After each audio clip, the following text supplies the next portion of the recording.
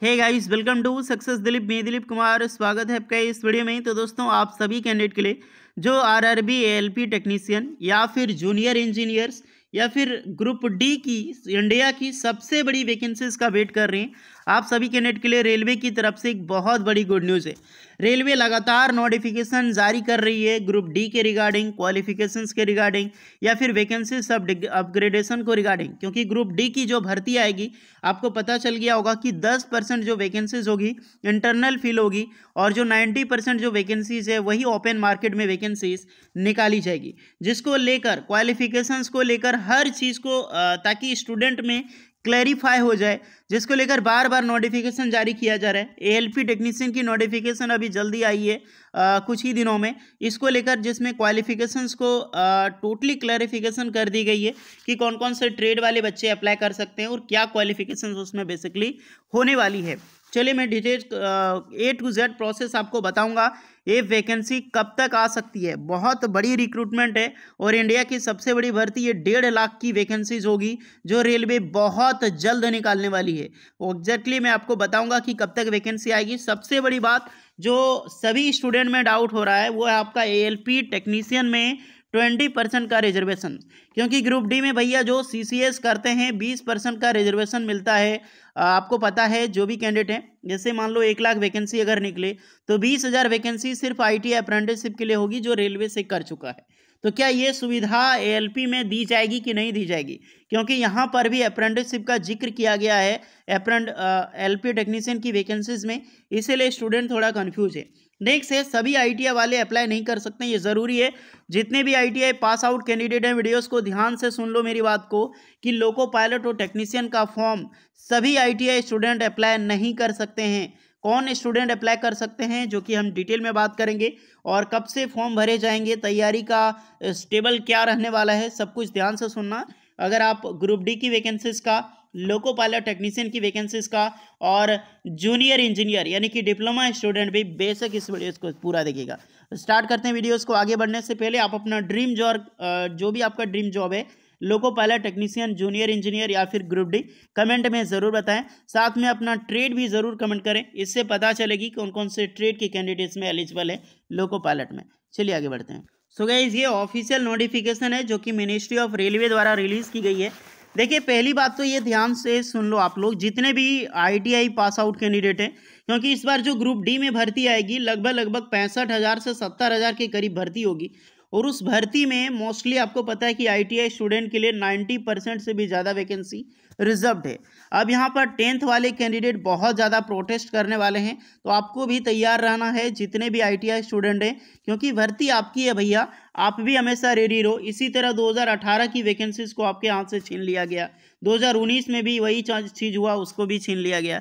तो इस बार छीनने नहीं देना 10th पास वालों को, तो फोकस करना, ध्यान रहे कि आईटीआई स्टूडेंट वाले ही। बार बार रेलवे भी यही बात बोल रही है कि आईटीआई वालों के लिए वैकेंसीज होगी और आपको भी जोर लगाना है। प्रोटेस्ट अगर वो करे तो प्रोटेस्ट आपको भी करनी है, चाहे जहां पर भी हो। इसीलिए किसी भी तरह हो, इस बार वैकेंसी ग्रुप डी की ओनली आईटीआई के स्टूडेंट के लिए साथ होनी चाहिए। हम आपके साथ हमेशा रहें और रहेंगे भी, ओके, लेकिन आपको सपोर्ट करना है। थोड़ा लोको पायलट की वैकेंसीज को लेकर देख लो, इसमें काफ़ी सारा क्लैरिफिकेशंस देखने को मिलेगा कि इसमें क्या 20% का रिजर्वेशन मिलेगी कि नहीं मिलेगी। ये रेलवे, मिनिस्ट्री ऑफ रेलवे की तरफ से फाइनल अपडेट की गई है। इसके बाद डायरेक्टली ऑफिशियल नोटिफिकेशन आएगी लोको पायलट की, जहां पर बताया जा रहा है असिस्टेंट लोको पायलट की लेवल का क्या क्वालिफिकेशंस आपका होगा। साथ में ट्रेड भी में मेंशन किया गया है, तो सारी चीज़ें आपको समझ में आ जाएगी। देखिए गाइस, यहाँ पर ये जिक्र किया गया है कि अगर आपके पास जो है डायरेक्ट रिक्रूटमेंट जो वैकेंसीज है, आईटीआई पे से पहले आपका 10th पास होना बेहद ज़रूरी है। अब एक चीज़ का ध्यान रहे, अगर आपने 8 पास करके भी आईटीआई किया है तो आप अप्लाई नहीं कर सकते हैं भैया। आपका 10th पास होना बहुत ज़रूरी है इसमें, फर्स्ट ऑफ ऑल। उसके बाद आपका क्या होना चाहिए, आईटीआई स्पेसिफिक ट्रेड होना चाहिए। जो ट्रेड मैं अभी को बताऊंगा वही ट्रेड से आईटीआई पास आउट हैं तभी अप्लाई कर सकते हैं। सभी आईटीआई के स्टूडेंट इस फॉर्म के लिए अप्लाई नहीं कर सकते हैं, जो कि मैंने पहले भी बताया। अब यहाँ पर जिक्र किया गया है एक्ट अप्रेंटिसशिप, तो क्या ये एक्ट अप्रेंटिसशिप सीसीए जो है वो क्या यहाँ पर एलिजिबल होगा, क्या उनको 20% का रिजर्वेशन मिलेगा? तो क्या इस नोटिफिकेशन में ऐसा अभी तक कुछ भी अपडेट नहीं है। सिंपल इतना है कि एक्ट अप्रेंटिसशिप वाले अप्लाई कर सकते हैं। यानी कि अगर मान लो अगर आप 10th पास किए हैं प्लस अगर आपने अप्रेंटिसशिप कर रखी हो, बहुत सारे डिवीजन में अप्रेंटिसशिप करता है, तो बिल्कुल आप अप्लाई कर सकते हैं। डजेंट मैटर आपने रेलवे से किया हो या फिर अदर किसी भी डिपार्टमेंट से कर रखी हो, आपने अप्रेंटिसशिप कर रखी है, आपने आईटीआई भी नहीं किया है, मान लो आपने 10th पास करके डायरेक्टली अपना आपका एनएससी सर्टिफिकेट है, तो बिल्कुल आप अप्लाई कर सकते हैं फ्रेशर। आपको आईटीआई करने की कोई भी ज़रूरत नहीं है। आईटीआई अगर आप पास आउट हैं, आप अप्रेंटिसशिप किए हैं या ना किए हैं, उससे कोई भी चीज़ मैटर नहीं करता। आईटीआई स्टूडेंट अप्लाई कर सकते हैं, इतना तो आपको पता चल गया होगा।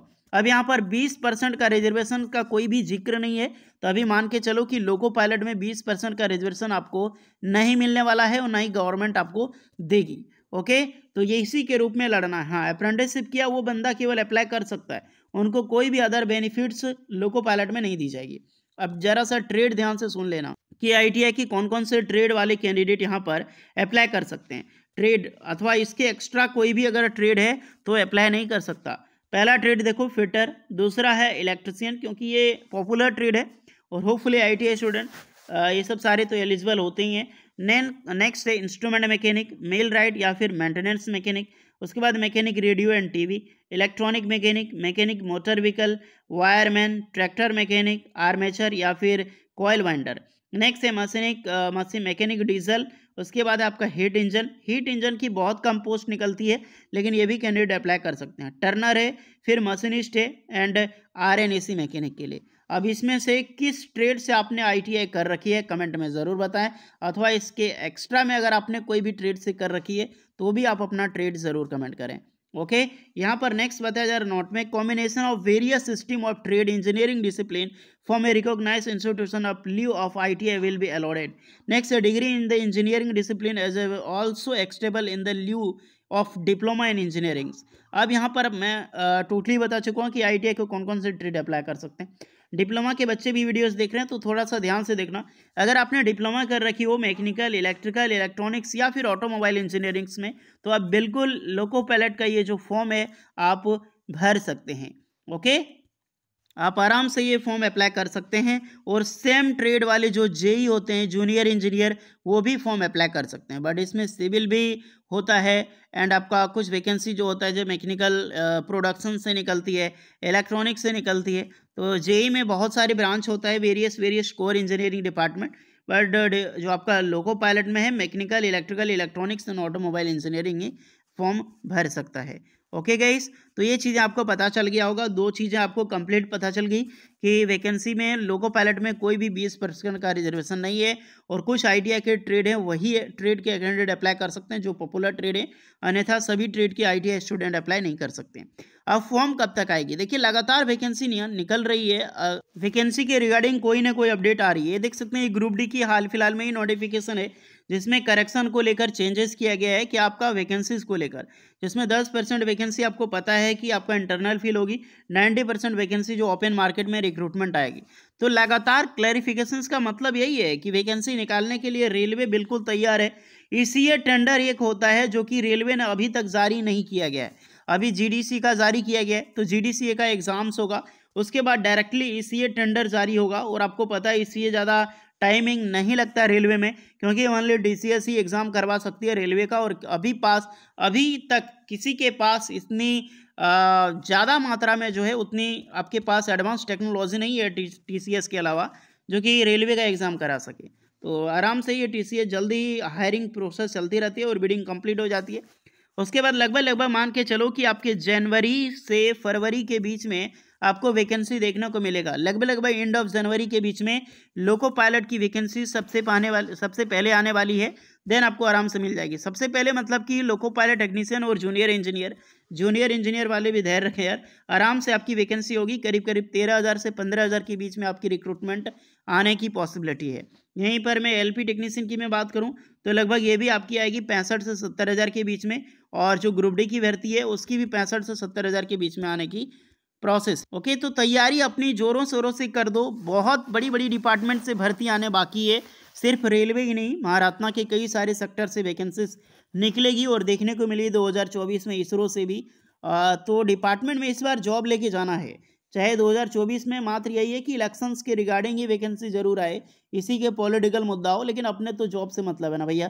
तो तैयारी शुरू कर दो, सिलेबस एंड एग्जाम पैटर्न सबको बताई जाएगी स्टेप बाय स्टेप प्रोसेस में, डिटेल में, ताकि आपको ध्यान से समझ में आए। कुछ डाउट है तो कमेंट करके बताना वैकेंसी वगैरह के रिगार्डिंग। वीडियो इस पर लगी हो please like share and subscribe जरूर करें। मिलते हैं नेक्स्ट वीडियो में, तब तक के लिए जय हिंद।